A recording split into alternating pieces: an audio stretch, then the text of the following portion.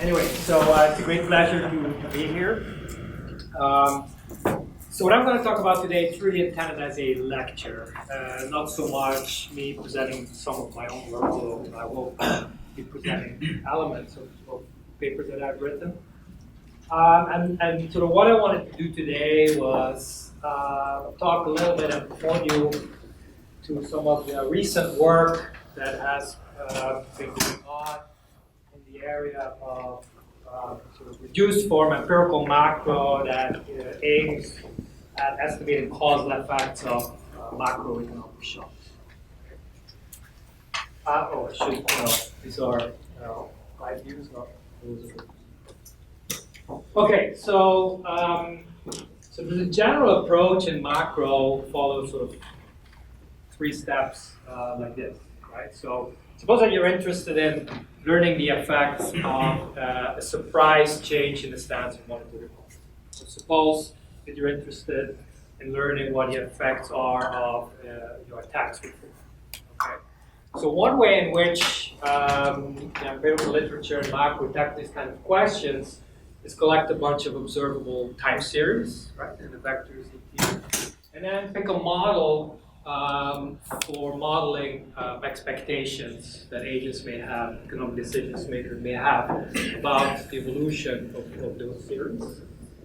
And then look at forecast, the unforecastable component of the time series, the deviations of the realized values from what was ex ante expected based on the information that was available to economic decision makers.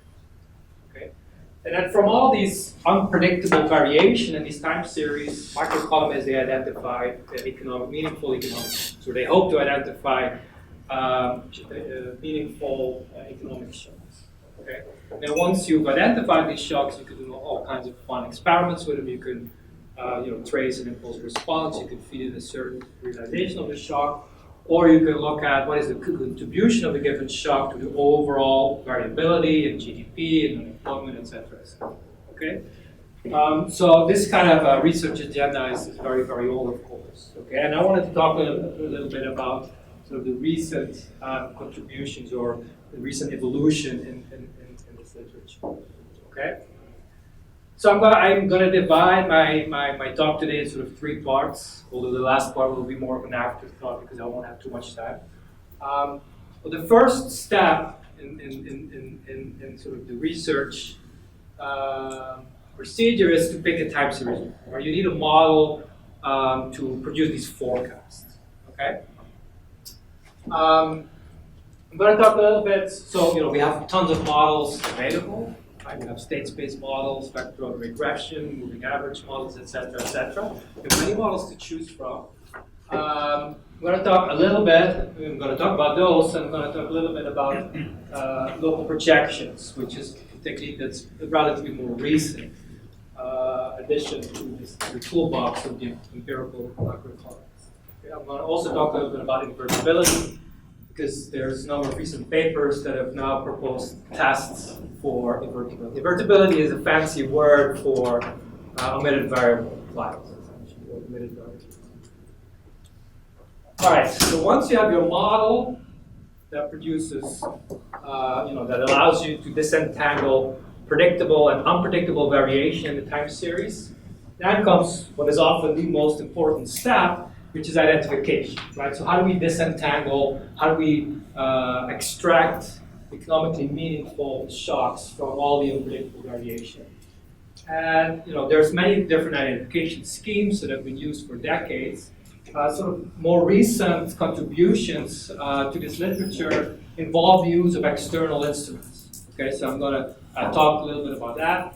And these come in different guises, right? So we may have heard of Proxy S-bars or S-bar-IV, and then there's also the local projection version of those. So I'm going to talk a little bit about these more recent tools. Compare them a little bit with one another. Okay? And this is very much still work that's ongoing, and there's still a lot of gaps in the literature. It's about how to do inference in some of these models, and in particular, the models that use external instruments. Okay? There are some recent interesting papers, some of them published, some of them on the verge of being published, and I will just point it to them, and I will give you some links to code, to how to implement all of these techniques. Okay. Okay. If you want other sources to learn about these tools, I would recommend these two. Right. So the first one is the contribution by Valerie Ramey to the Handbook of Macroeconomics. It's called Macroeconomic Shocks and the Propagation. And I think it's 150 pages or something. It's very, very good, and it goes over a lot of different applications in the literature. Okay, so that's one place to start. If you want to go a little bit more formal and look at sort of more of the formal econometric theory behind some of the recent techniques, I would highly recommend this article by Stockman Watson in the Economic Journal. I think it's either just published or it's forthcoming. Okay, where they talk about this new literature using externals. Okay. All right. So step one, right? So first we need to pick a model to forecast and to separate predictable from unpredictable variation. Okay. So literature that I grew up in, right, which is the literature of DSGE models, okay, builds structural models, which are linearized versions of big general equilibrium models. And the solutions that come out of these models, they take this, all right, so that's where I'm going to start. That's one place to start thinking about how to model time series, right? So the state-based representation, right? So usually we distinguish between two blocks of equations. One is the law of motion of the states, ST, okay? And the second block of equation for a vector of observable variables, ZT, okay? Both are modeled as linear functions of lagged states. And then you have these ETs, which are the structural shocks, technology shocks, monetary policy shocks, etc., etc. Okay? And then the model is just these coefficient matrices that govern the dynamics, G, F, A, and T. Okay? And how do we define a structural shock more formally? Well, zero mean, mutually uncorrelated, normalized variance to 1, and not correlated across them. Okay? Okay, so in principle, right, it's very straightforward to estimate a model like that, ignoring identification for now. But if you would observe every element in ST on top of ST, then this is just a simple autoregressive system, right? Simple vector autoregressive system, which you can just do OLS and you're done. Okay, and then you move on to identification. So the problem in practice is that almost always there are states in the system, the model that we do not measure, that we do not observe. And they could be exogenous shocks, they could be preference shocks, TFP shocks, even the capital stock, you may not totally trust the measures that we have. Okay? And so the challenges of the empirical macroeconomists is really to take the data that we do observe, which is in ZT, and still come to something that allows us to answer the questions that we want to answer, given that some of the some of the elements in ST are not understood. Okay. All right. So for the purpose of this talk, everything is stationary. Okay. So everything is going to follow the stable vector autoregressive processes, etc., just for us. Okay. All right, so lag operator, who has never seen a lag operator? Okay, good. Okay, there's a couple of hands going up. This lag operator, if you pre-multiply any variable like data t with L, what I really mean by that is just the value of x at t minus 1. You raise L to the power k, it means the realization k periods, right? And then another useful thing to know is that you use lag operator notation, you can reshuffle things and think, for instance, of an autoregressive process of order 1, which was, for instance, the system of equations describing the law of motion of the state. You can also alternatively think of the states as being a function of the infinite history of all shocks that happened in the past. Okay? Stable system means that the effect of shock that happened long ago, is much weaker and approaches zero. Okay. All right.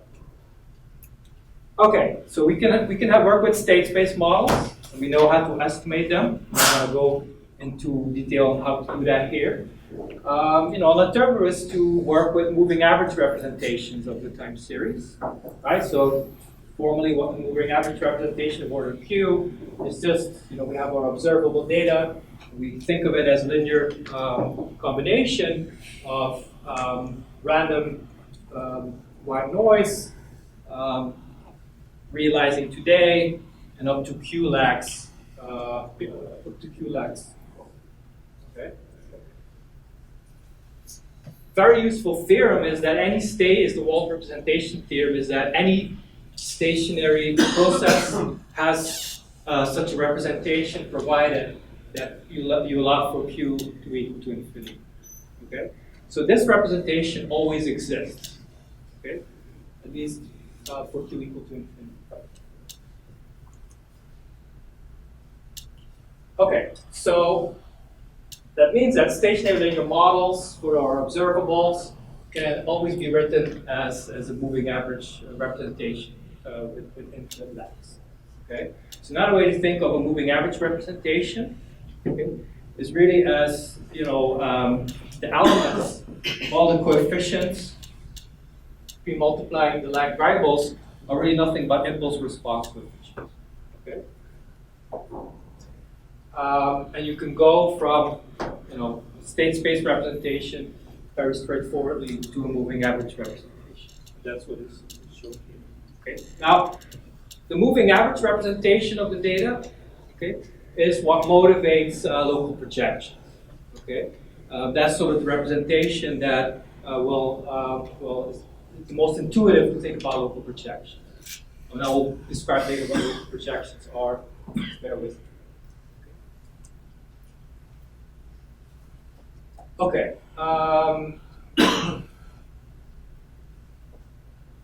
You can think of the moving average representation in reduced form or in structural form. Whenever I say structural form, what I mean is that the model produces forecast errors, right, which are always going to be denoted by this VT here, that can be thought of as just linear combinations of the structural shocks in ET, and only of the contemporaneous values of the structural shocks.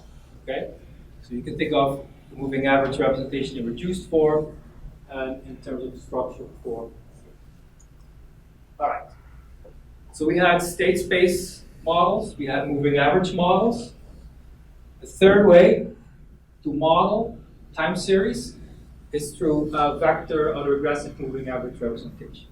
Okay. So DSGE models always have also a vector autoregressive moving average representation. Okay, and you can characterize them by the number of autoregressive lags P, the number of moving average lags Q. Okay, so this is a model that includes a finite number of lag values of the observables and then of the forecast errors as well. Okay. You can go back to our state space model. Let's start from the moving average representation of the linear models, which is the first equation there. We make some assumptions such that the number of observable variables equals the number of states. That's something that's required. We also need to assume that this A matrix is invertible, square and invertible. And with those assumptions, you can see that you can actually write the model also as a varma order 1-1. Okay? And again, it's structural in the sense that the forecast errors here, you can think of them as this linear combination of the structural shocks. Okay? We know how to estimate these models as well, and they have a very low number of parameter values of your graph. That's another option. Okay. Now, by far, I think the most commonly used time series model to extract these forecast errors, it's not really a state-space model. You rarely see moving average models, and you very rarely see Vorma models. Okay? The most common time series model is vector autoregressions. The vector autoregressions are much simpler to estimate, and that probably explains their popularity. Okay? They just model the dynamics of our observable CT as a function of only lags of the observables. It's very simple because that only requires simple 1S regressions, for instance, to estimate all the moves of the model. Okay? All right. Now, one advantage of vector autoregressive models that explains their popularity is that they're extremely simple to estimate. Okay? But in order to justify a vector autoregressive representation of economic models, you need to make additional assumptions. Okay, you need to make assumptions regarding the invertibility of the system, or also sometimes referred to as the fundamentalness of the system, in the observables that you're working with. Okay? The condition for invertibility of a, to go from a state space model to a vector autoregressive representations, you can find out, for instance, in this paper in the AER by Fernandez Figueroa, Ramir, Sargent, and Watson. Okay, so let me quickly go over the precise assumptions that are needed, and then explain to you why in practice they may fail, when they may fail.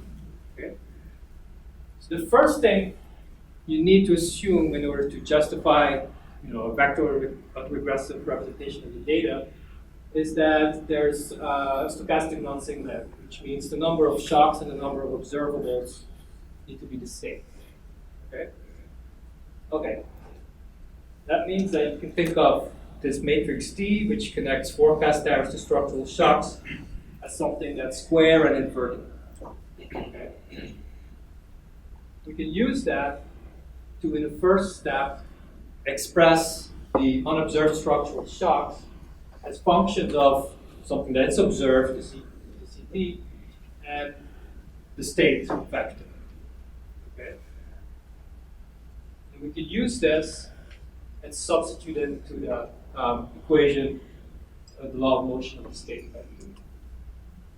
And then to arrive finally at our vector autoregressive representation, you need a second condition. So you need stochastic non-singularity, and the second condition is fundamentalness or invertibility in the past. They're different names, they're not quite the same thing, but for stationary processes, they're exactly the same thing. Okay? But technically what it means is that this matrix of here, the autoregressive matrix, this expression there, must have all eigenvalues strictly less than 1 in both. Okay? And once that's true, you could use the trick I showed you before, using the lag operator, and then work out the state vector as a function of observable data only. That is key to the trick. Okay? This expression, right, provided that the invertibility condition holds, then allows you to substitute out the state vector in the state space model and arrive at an equation that only has observable elements in it. Right? It has observable data on the left-hand side, and it only lags of observable data on the right-hand side.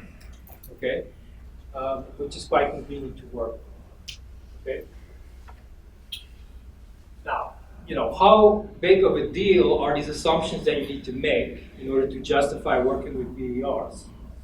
I would argue stochastic non-singularity is not really a big deal, because probably all the data that we work with, at least in macro, has some kind of measurement. Right? So it's very unlikely, as long as you avoid accounting identities, of course, that this will be a problem in practice. Okay? However, depending on the application, right, you may have to worry about this second condition, which is invertibility in the past. Intuitively, this really means, can we think of, can we plausibly model everything that determines, or everything that we need to know in order to produce the best possible forecast of a variable? Can we summarize all that information with just a history of observed data that we include in our model? Okay. Now, one misconception that I very often see out there in the literature is that that somehow invertibility is a problem with of using factorial regression. Okay. So I want to debunk that. The problem is not really that you're working with a regression. The problem is really the data that you include in the factorial regression is not sufficient. Okay? So the first solution, if you're worried about invertibility condition, is not to necessarily to go to another model that does not require invertibility, but it's much harder to estimate. But is to think, what data would I need? What data is missing that I should add to my representation in order to avoid this problem? So it's often thought that in applications in which there's often an important news element to shocks, right? So for instance, there might be news about future changes in tax rates, or there's a literature on news TFP shocks. Okay, you can show that if you write down a model with news about future variables, you run into these invertibility conditions more quickly. Okay. But what you often see in literature is that, well, if you use news shock, you can't do a VAR. So that's wrong. If you measure the news, suppose that you could actually measure all the news, you add it as a variable, you're fine.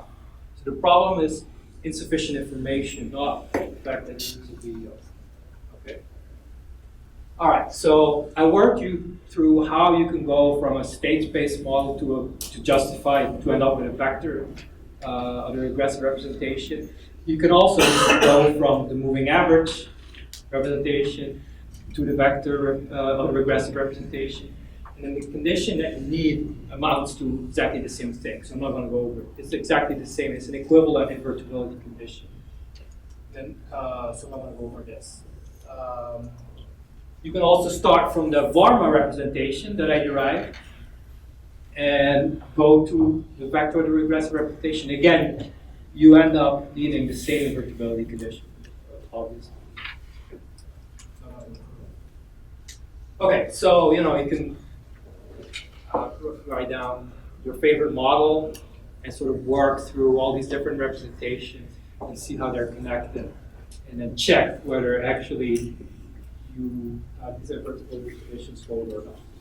Okay, so I'm going to skip this as well. So this is, for instance, a standard textbook Keynesian model. It just has two equations, no endogenous state variables. It's just a system that you can write down in terms of an output gap and then an inflation rate. It's purely forward-looking. Okay, I'm adding two shocks here.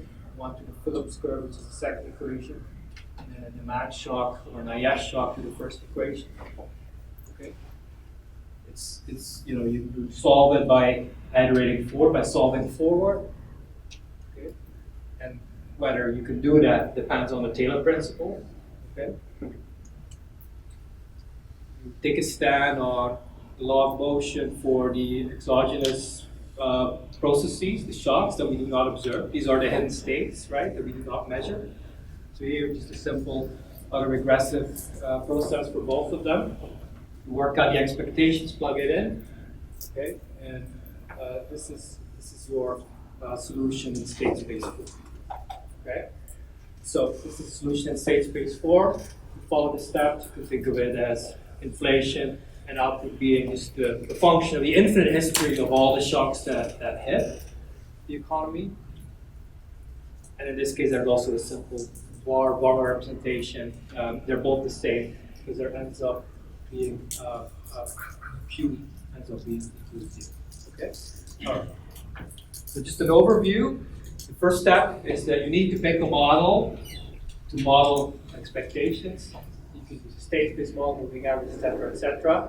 In practice, most applications use VDRs, and I think it's because they're extremely simple to estimate.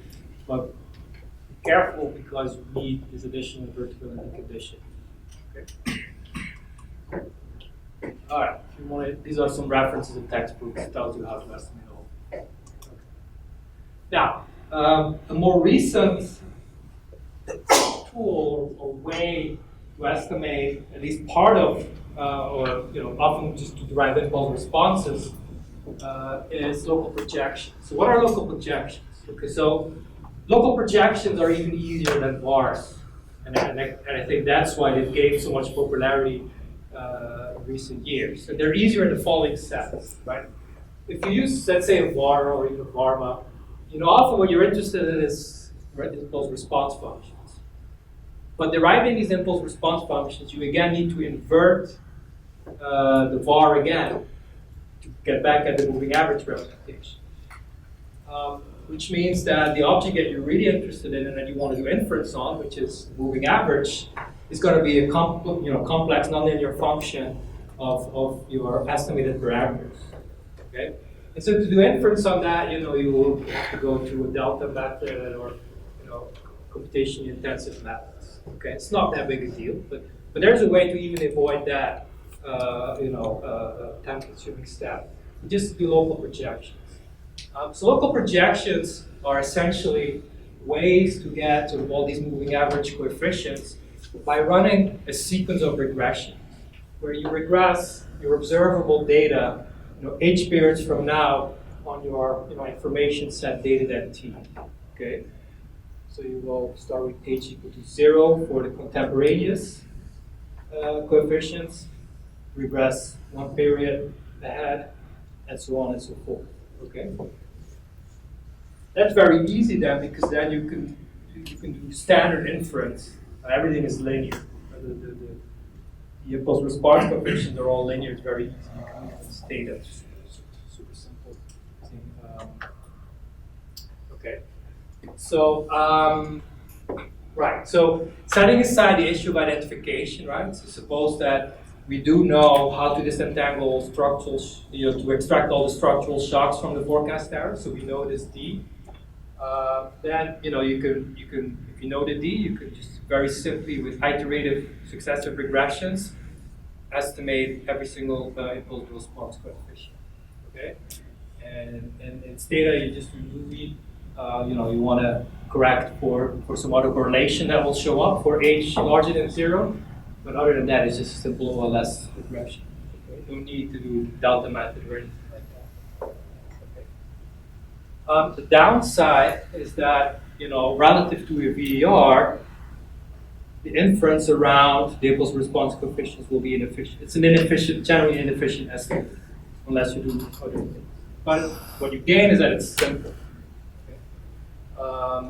And in cases it may also work because you do not need to do this invertibility step, right? This may also work well even if you do omit certain key variables that would be required for to do a vector regression. Okay, so that's another potential big advantage. Okay. All right. There's even more sophisticated version. I just want to list 3 papers that I think are interesting.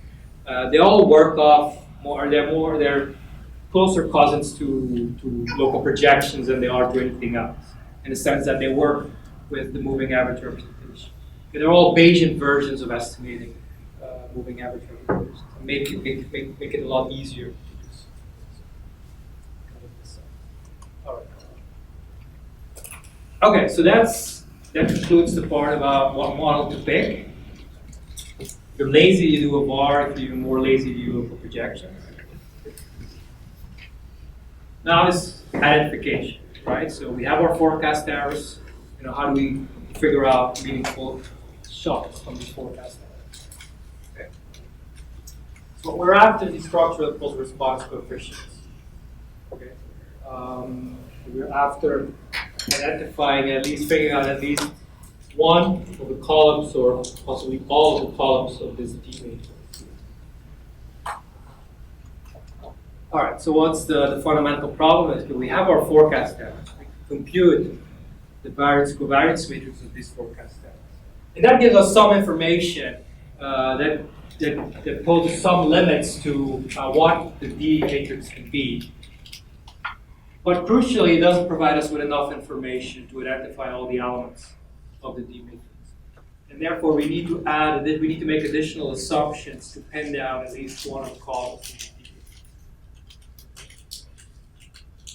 You can make, an exact number of identifying assumptions that allow you to exactly identify parameters. If you assume make more assumptions that are strictly needed, then you can start testing. All right, so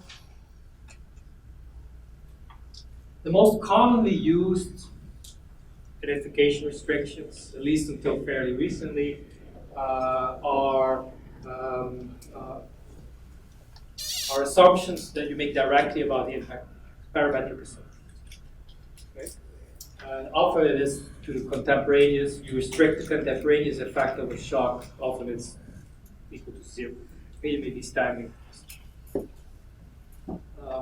You can also make assumptions on the inverse of D, which really amounts to making assumptions about the contemporaneous relationships between observables. You can make assumptions not about the contemporaneous impact of a shock, but about its effect in period H periods from now.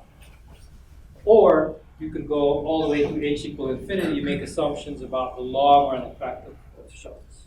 Okay? These are all options that have been around for a long, long time. Okay? And if you want to have a paper that looks exactly at the conditions that are required for both local and global identification, this is the paper that I would advise you to go to. Okay, so recursive identification schemes used to be the most commonly used. I think they're falling out of fashion very quickly. Okay, just to refresh you what they are, essentially you impose, you assume that the D, the impact matrix, is lower triangular. Okay, which effectively means you're assuming some kind of recursive causal order. There are variables that are very responsive to shocks, and you order them fairly low in the system, and then there's slow-moving shocks that take a long time to adjust to anything, and then you would tend to put these higher up in the system. Okay. Many papers are not really interested in identifying the whole D matrix, but just one column of it. Okay. And then it turns out that if that's the only thing you're interested in, you can still make this assumption of lower triangularity. You can still, apply pholecity decomposition, but effectively you are imposing a much lower number of zero restrictions if you're only interested in one column. And this is well known to some, but I often see papers doing all kinds of robustness, changing ordering of variables, and saying, "Well, my results are robust." But you can actually show analytically that they are not only robust, they are identical. So let me clarify what I mean. So that's why I always put up this slide, because I still see many people don't realize this. Okay, so if you don't assume lower triangularity, but just lower block triangularity, okay, in the sense that the shock you're interested in is associated with a variable here that's in the second column block. You have a bunch of variables that are ordered above, and a bunch of variables that are ordered below. Okay, and then zeros here. There's fewer zeros here than if you impose complete lower triangularity. You can show that there's many matrices D that will look like that and still be consistent with the estimated variance of variance matrix. Okay, but they will have one thing in common. They will all have the same column here. Okay, which means that within this block you can change the ordering of the variables. Within this block you can change the ordering of the variables. You will always identically get the same thing.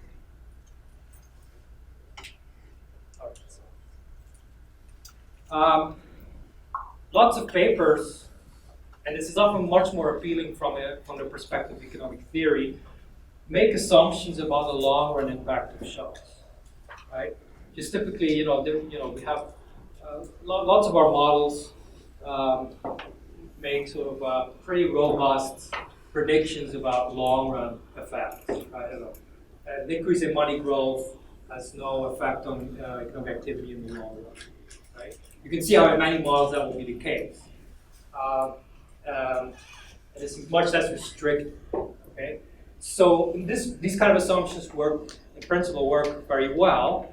You just work out the long-run impact matrix and you impose the assumptions there, and then you can solve from those. You can solve for the contemporaneous impact matrix. Okay, there's a list of papers that do this in all kinds of contexts. The problem with this in practice is that for most of the applications that we're interested in macro, you need really long time series for this to produce any kind of reliable result. Lots of data that we have, very strong low frequency components. And so to reliably estimate the effect of a shock, 100 years from now, you really need a lot more data than we typically have. Okay, so theoretically very appealing, in practice very sensitive. There's tons of other options, right? There's largely using sign restrictions, right? Not making exact assumptions about values of certain parameters and coefficients, but just restricting the sign. Which of course, will still potentially evoke a lot of possibilities, and these kind of applications typically still have very large estimation uncertainty, but it is useful nonetheless. There's restrictions on medium run. About that. There's another idea is to maximize the contribution that a certain shock has to the forecast error variance. Okay, that's another idea that you often see.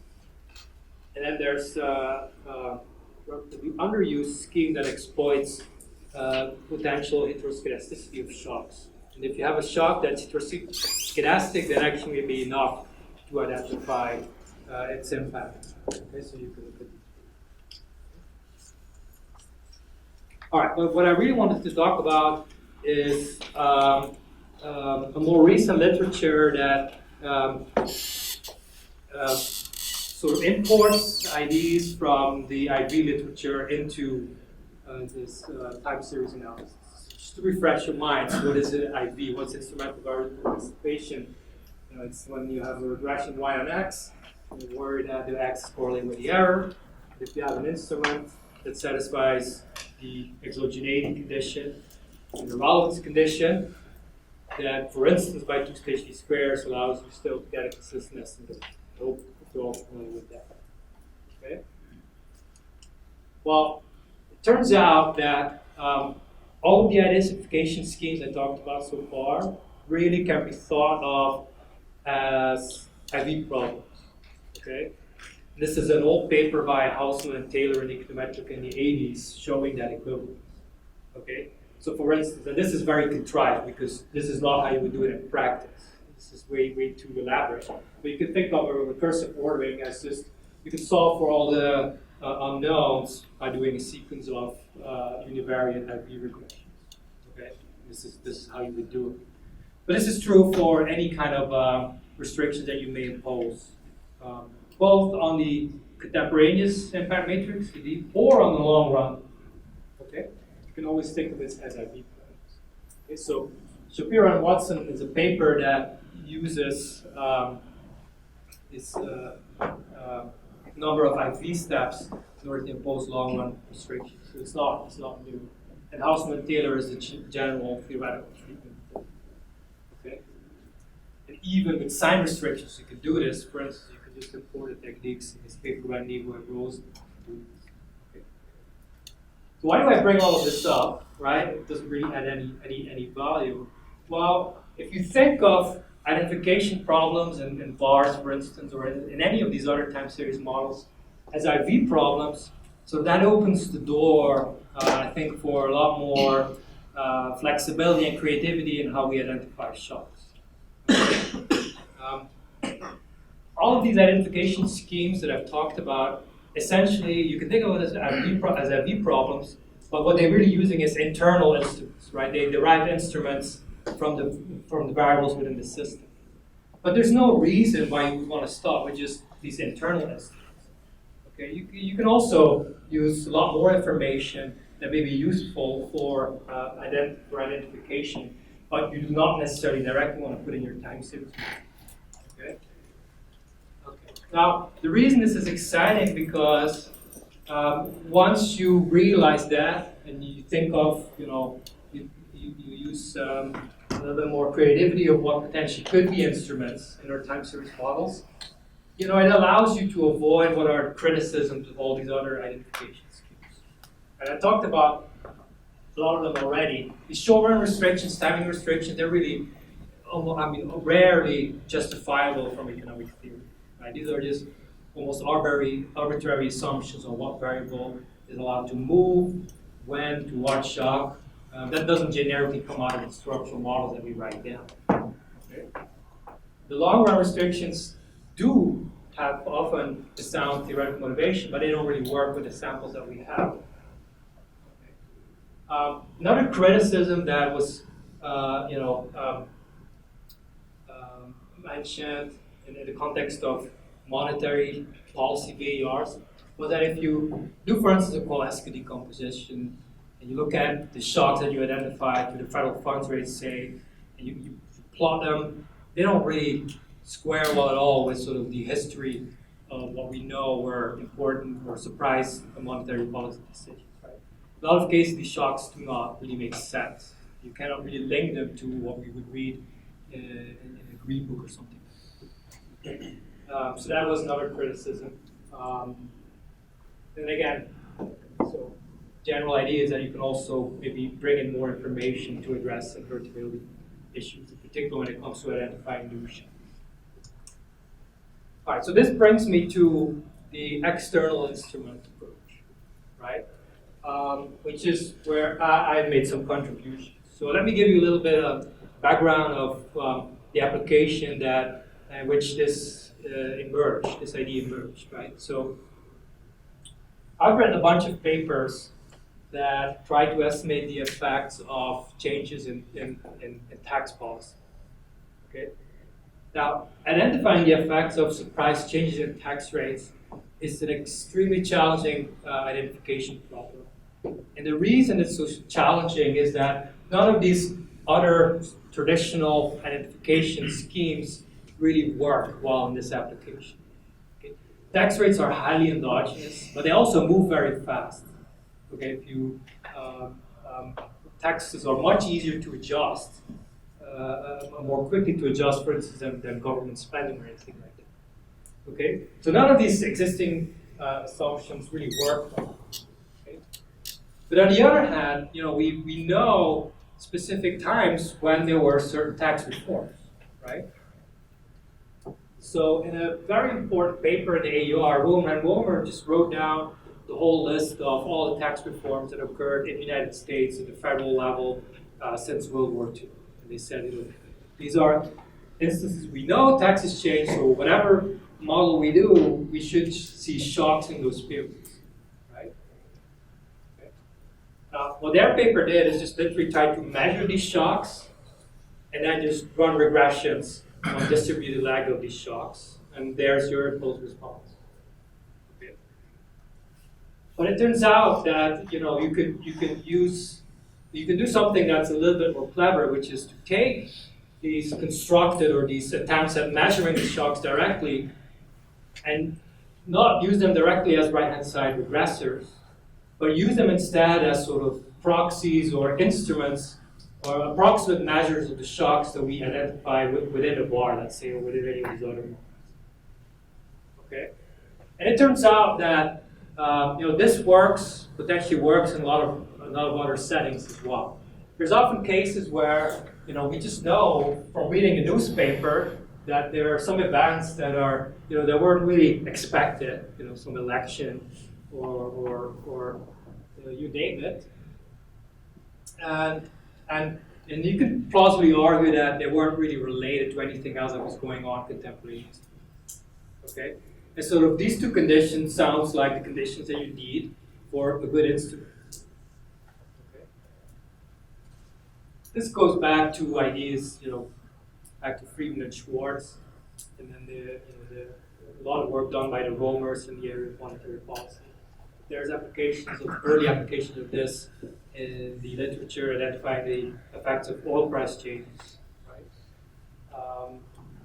Spending, taxes, for instance, Nick Bloom has also a list of events that saw a spike in volatility in financial markets and so on and so forth. Okay. So how can we bring in sort of these sort of data, we know historical events, how can we bring it into the identification problem? Well, it turns out that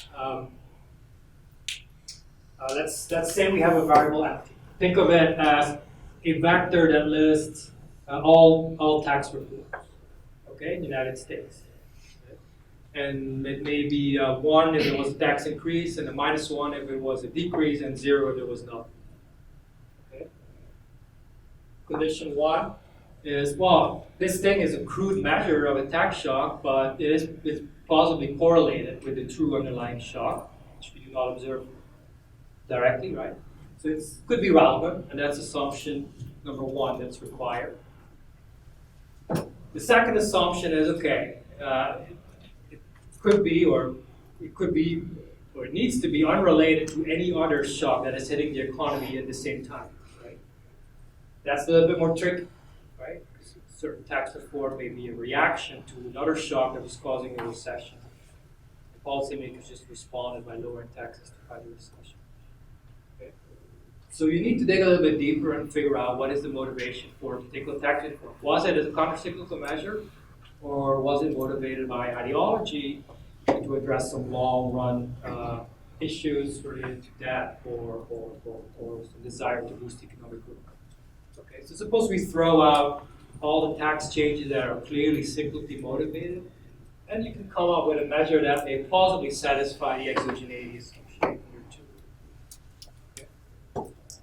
Now, assumption number 2 is an exogeneity requirement. It requires contemporaneous exogeneity.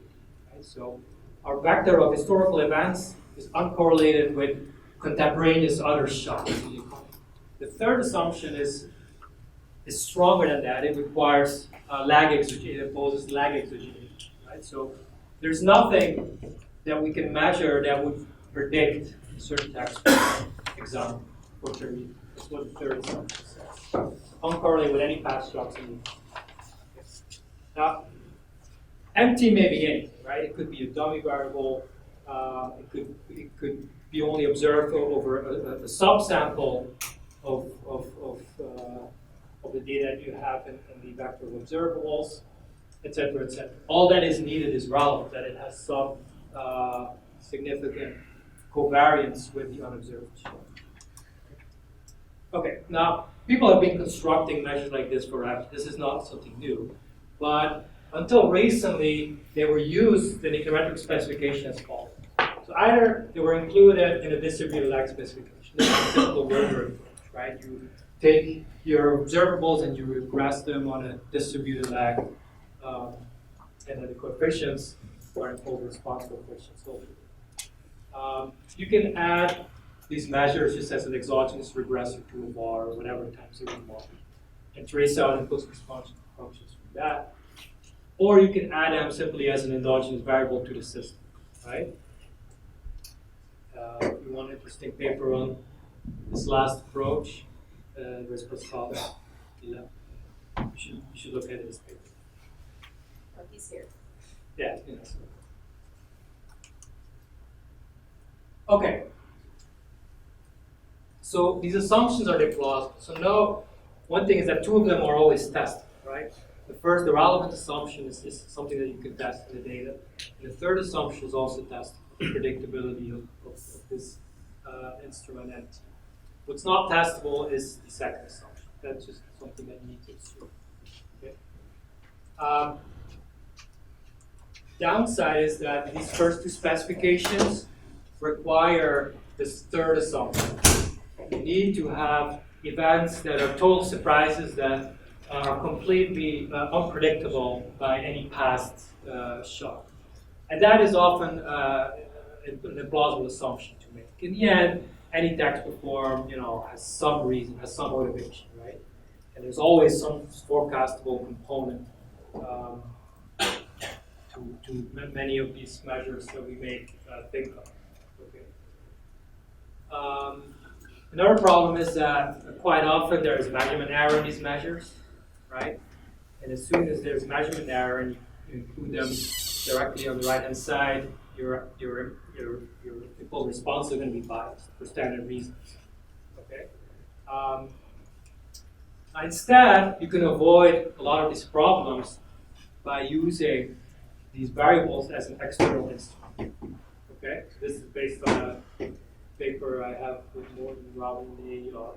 So think of this empty as a proxy measure of something that's latent.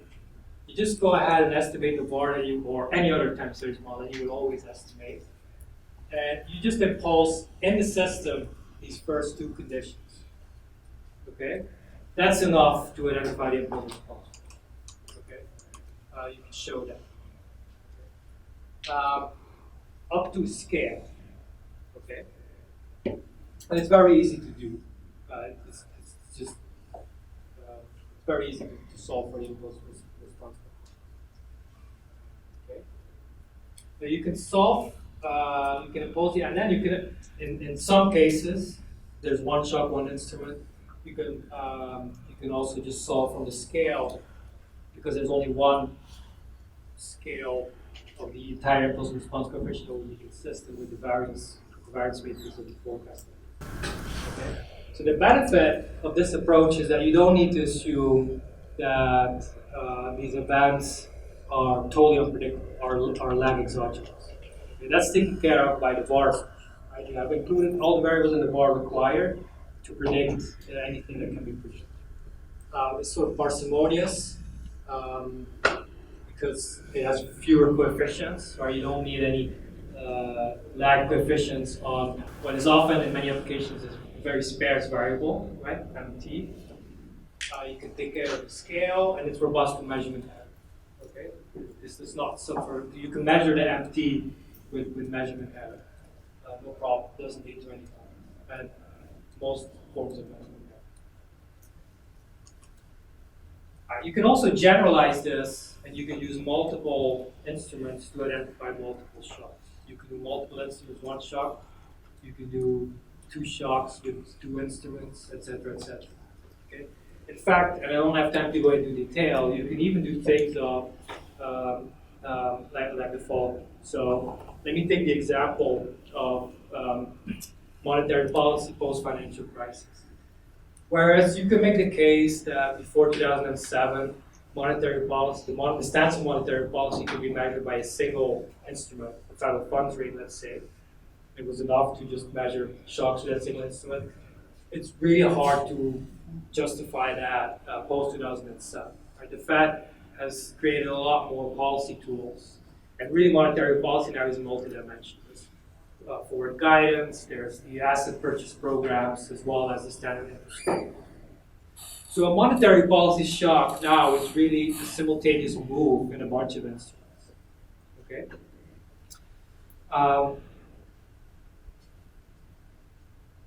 I don't have time to go into this, but this approach can deal, as long as there is in time some variation in how the different instruments are used, but it may still all be correlated. You can actually still establish causal effects of what's the effect of a funds rate shock versus a forward guidance shock or a QE shock. Okay, so we can handle these kind of questions. Now, Stock and Watson have also done a lot of work on this, and they really brought in sort of the whole IV machinery into this. This is not the way we were thinking about it at the time, but it's really their credit. They've incorporated everything that we know from econometrics, from the IV literature, brought into this literature. And they show how you can really think of this proxy VR approach as an IV problem.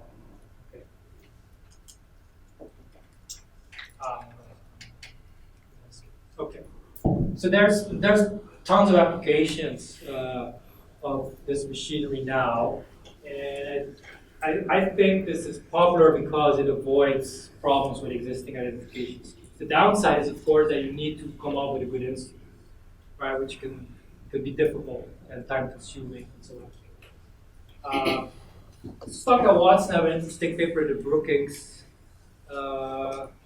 where they just take all sort of external instruments that have been proposed in literature and they put them into a big factor augmented model to identify a whole bunch of shocks. So you can read that paper. There's earlier work by Evans and Marshall where they use structural model-based shocks as instruments in more reducible models. That's an early version of this. So we have a work on tax reforms. One of the most popular applications of this is in the area of monetary policy, where the instrument or the proxy is these high-frequency changes in federal funds futures around short windows at FOMC decisions. Okay, these are very often used. There are many papers using these as external instruments. There's applications in microfinance now with estimating the effects of shocks to the supply of credit in various financial markets. Applications to uncertainty, sovereign risk shock, and all shocks, etc. Okay, so many applications. Okay, now in the time that I have left, I want to talk a little bit about another popular approach that's very closely related, which is a combination of IV techniques with local projections. Okay. So recall, local projections are very simple regressions of observables dated, at H periods from now on data dated today, time t. Okay, but we still left hanging before the problem of identification, right, in local projections. So we can address that here. Okay. So a lot of papers estimate impulse responses to shocks by doing local projections directly on these what I call the variable MT. Okay, so for instance, high frequency surprises and federal funds futures, or these indicated as measures of tax reform. Okay, but that suffers from a lot of the same problems that that I mentioned before. There's measurement error that's going to be biased, etc., etc. Okay, a much better way to use these types of data is in local projections, is to use them as instrumental variables. And it's really, there's nothing fancy about it, really straightforward. So if you're interested, so suppose you have, it's the same conditions that need to apply before need to apply here, right? You can take your data, let's say one of the variables in ZT is the funds rate, and then the other one is GDP, okay? Your instrument is the high frequency surprise. Right? So what you do, you regress GDP and the funds rate by using high frequency as an instrument. And you can do it as different horizons, and there's your estimate of a funds ratio. It's very, very simple. Okay? That's what's described here. Okay. Now, if you do it that way, that's fine, but you need not only relevance, contemporaneous exogeneity, you also need lag exogeneity. Okay? So you still have a stronger form of exogeneity that's required for this to work. Okay. So one potential advantage of local projections that I talked about before is that, well, it's okay if you're missing, if you have omitted variables, because you do not require invertibility. It's not necessary with local projections that you include the full information set on the right-hand side. Here, I'm actually including no other controls. So that's fine as long as lag exogeneity of your instrument holds. Okay, and in many applications, that's really not a very plausible assumption. So in practice, what you need to do in local projections, combining with IV, is that you need to add controls, right? And that's fine. And the controls that you would need to, in many identification schemes, the controls that you need to fully get rid of this assumption is all the same controls that you need in your VAR. Okay? So you need the full lags of observable variables that achieve invertibility in the VAR. You need the same set of controls in local projection. But once you realize that in practice identification requires a full set of controls, so a lot of the, or all of the advantage of local projection disappears, right? Because now you need to make exactly the same assumption as a VER, except that it's going to be less efficient. Okay, so that's a drawback. If you're gonna make all the assumptions that are required for a VER, then just go with a VER and get an efficient estimate. Okay? So that critique of local projections, that it's really that in practice there's no real advantage over VERs, is sort of one of the core messages of this paper by Stock and Watson that's forthcoming in the Economic Journal. If you don't agree, email them, not me. But I agree with them in the context of linear models. But I think there's one important, or potentially important advantage of local projections that might make it advantageous in some applications, which is that it's a much easier way to handle nonlinearity. So far, everything I said was in linear models. But if you're interested in sort of, for instance, state-dependent effects of shocks, is fiscal policy more effective in a boom versus a recession, et cetera, it's much easier to handle these kind of nonlinearities in a simple local projection. It's not impossible to do it in any of the other time series models, but it's typically much more involved and much more complicated. Okay. It's not that simple. All right. There's been really a proliferation application of local projection, but less so with. There's far fewer papers that combine local projections with IV, which is, I think, the only right way to do it. There's some applications looking at the effects of fiscal policy, in particular work by Valery Raby, and then also by Auerbach and Lornichenko. I think these were among the first papers to use these techniques. There's applications also to the monetary policy shock literature, tax shock literature.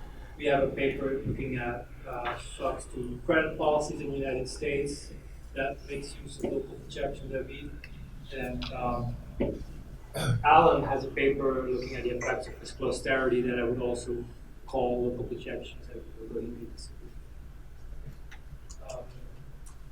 Okay, I'm almost done. Some final comments. So I think external instruments have the potential of greatly expanding the options that we have for identification in VERs. In the sense that they can bring in many non-standard forms of information to aid identification. It could be dummies, it could be highly incomplete or censored data, etc., but we could still make put this data to work for identification. In practice, the problems are the same as in the IV literature. Do you have a strong first stage F statistic? Similar problems appear here. Okay, so you've got to worry about instrument relevance and, of course, about the validity of your instrument in the sense that does it satisfy this contemporaneous exogeneity assumption, which is not testable. Okay. Got to worry, just like any other applications, about invertibility, which means adequate controlling. That's the same.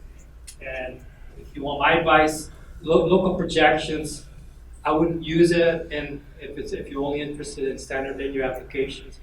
If you go for nonlinear, if you're really aiming for nonlinearities, that's probably a good option in the sense that it's very straightforward to handle. Okay. All right. So finally, and I don't have time to go into this, but the third part of it is how to do inference and all.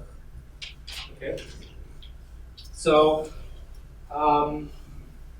by now there's a handful of papers that have worked out, well, that have thought about how to do inference in all of these models. When we wrote our paper, I'm not an econometrician. I mean, I'm an applied macro guy, so don't ask me to prove, any asymptotic validity of anything. Okay, so when we came up with an application, we our way to inference was what we proposed to do was something called wild bootstrap. And many of the papers that have since used this methodology use the wild bootstrap. Okay.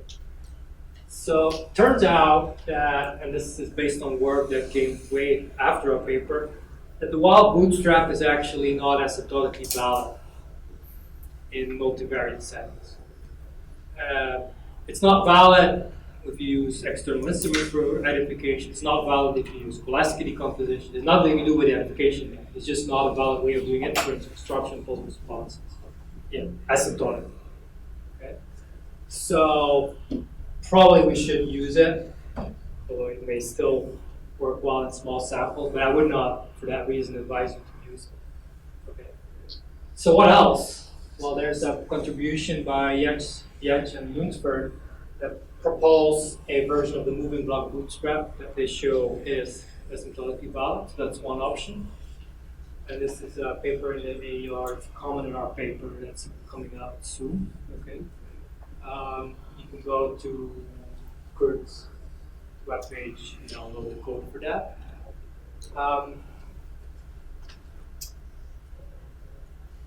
Okay, so I have a bunch of papers where we develop code for a number of other ways of doing it in the context of external instrument blocks. Okay, so you can, if you want alternatives to the moving block bootstrap, we develop a different bootstrap, parametric bootstrap. We develop code for the delta method, etc., etc. You can look at the code associated with these two papers. Okay, so those are other options. And then in a paper that's just recently been updated by Stock Watson and Pippin, they actually developed the inference methods that are robust for weak ID problems, sort of analogous to the standard univariate ID settings. Okay, so that's very interesting. There's a number of Bayesian implementations of the external instrument bar. Right now, I kind of only trust these two. So Caldera and Herbst have a paper in the AG Macro that's forthcoming. And then there's a brand new paper that was put online just a couple of weeks ago by